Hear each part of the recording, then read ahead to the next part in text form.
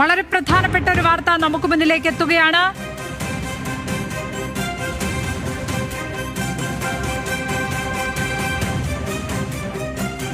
സംസ്ഥാനത്ത് ക്ഷേമ പെൻഷൻ 1800 രൂപയാക്കും. അടുത്ത മാസം മുതൽ ക്ഷേമ പെൻഷനിൽ 200 രൂപയുടെ വർധനവ്. തദ്ദേശ തെരഞ്ഞെടുപ്പ് കഴിഞ്ഞ് വീണ്ടും ക്ഷേമ പെൻഷൻ വർദ്ധിപ്പിക്കാനും ആലോചന. മഹേഷ് ചന്ദ്രനാണ് വിവരങ്ങളുമായി ചേരുന്നത്. മഹേഷ്, ഏതായാലും തെരഞ്ഞെടുപ്പ് അടുത്ത സമയത്ത് തന്നെ ഒരു ക്ഷേമ പെൻഷൻ വർധന ഉണ്ടാകും എന്നുള്ള കാര്യം എല്ലാവരും പ്രതീക്ഷിച്ചിരുന്നതാണ്. 1800 രൂപയാക്കിയിരിക്കുകയാണ് ക്ഷേമ പെൻഷൻ. വിവരങ്ങൾ.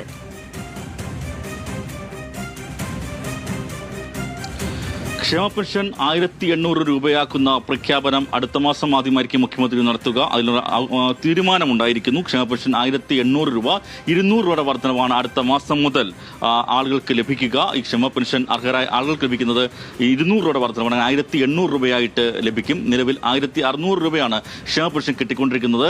ഇടതുമുന്നണിയുടെ തെരഞ്ഞെടുപ്പ് വാഗ്ദാനം 2500 രൂപയായിരുന്നു. സാമ്പത്തിക പ്രതിസന്ധി മൂലം നടപ്പാക്കാൻ കഴിയാത്ത സാഹചര്യമാണെന്ന് സർക്കാർ പലതവണ വിശദീകരിച്ചിട്ടാണ്. എങ്കിലും വർധനവ് ഞങ്ങൾ ആലോചിക്കുന്നു എന്ന് പറഞ്ഞു. 2000 രൂപ വരെ ആക്കാനുള്ള ആലോചന ഉണ്ട് നിലവിൽ. അത് തദ്ദേശ തെരഞ്ഞെടുപ്പ് കഴിഞ്ഞായിരിക്കും അത്തരത്തിലേക്ക് വർദ്ധിപ്പിക്കുക എന്ന തരത്തിലേക്കാണ് ഇപ്പോൾ അറിയാൻ കഴിയുന്നത്. അതിന് മുമ്പ് 2000 രൂപ വർദ്ധിപ്പിക്കണോ എന്നുള്ളതും ആലോചിക്കുന്നുണ്ട്. അതിന് അന്തിമമായ തീരുമാനം മന്ത്രിസഭാ യോഗം കൈക്കൊള്ളുകയും ചെയ്യും.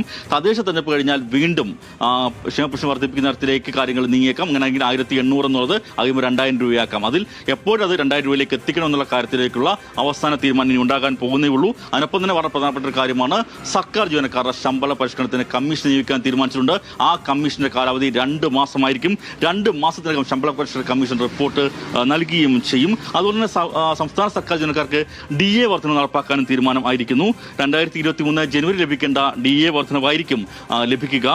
DA കുടിശ്ശികയുടെ കാര്യം ഇപ്പോൾ തീരുമാനിച്ചിട്ടില്ല. DA കുടിശ്ശിക വലിയ തുകയുണ്ട്. കാരണം 2023 ജനുവരി മുതലുള്ള കുടിശ്ശികയുണ്ട്. ആ കുടിശ്ശിക PF ലയിപ്പിക്കണമെന്നുള്ള മറ്റുള്ള കാര്യങ്ങൾ പിന്നീട് തീരുമാനിക്കുമെന്നാണ് ഇപ്പോൾ അറിയാൻ കഴിയുന്നത്. അതുപോലെ തന്നെ 2019 ശമ്പള പരിഷ്കരണത്തിൽ കുടിശ്ശിക നൽകുന്ന 2 ഗഡുവുണ്ട്. ആ 2 ഗഡു 2026 ജനുവരി നൽകാനും തീരുമാനം ആയിട്ടുണ്ട്. അത്തരത്തിലുള്ള തീരുമാനങ്ങളാണ് ഇപ്പോൾ ഉണ്ടായിരിക്കുന്നതിന്റെ ഔദ്യോഗികമായ പ്രഖ്യാപനം മുഖ്യമന്ത്രി അടുത്ത മാസം ആദ്യം നടത്തുകയും ചെയ്യും. ലക്ഷ്മി, ഇപ്പോൾ തീരുമാനം എങ്ങനെയാണ് ഉണ്ടായിരിക്കുന്നത്? മന്ത്രിസഭാ യോഗത്തിലാണോ ഈ തീരുമാനം ഉണ്ടായിരിക്കുന്നത്? അതുമായി ബന്ധപ്പെട്ട വിവരങ്ങൾ കൂടി മഹേഷ്. ഇക്കാര്യത്തിൽ പലതരത്തിലേക്കുള്ള യോഗങ്ങൾ ചേർന്നിരുന്നു. കഴിഞ്ഞ ദിവസം ധനമന്ത്രി അദ്ദേഹത്തിന്റെ വസതിയിൽ ഒരു വിരുന്നൊരുക്കിയിരുന്നു സെക്രട്ടറിമാർക്ക്. അത്തരത്തിലേക്കുള്ള കാര്യങ്ങൾ ആലോചിക്കുകയും ചെയ്തിരുന്നു. അതിന്റെ അടിസ്ഥാനത്തിലുള്ള തീരുമാനങ്ങൾ വിവരങ്ങളാണ് ഇപ്പോൾ ന്യൂസ് മലയാളം പുറത്തുവിടുന്നത്.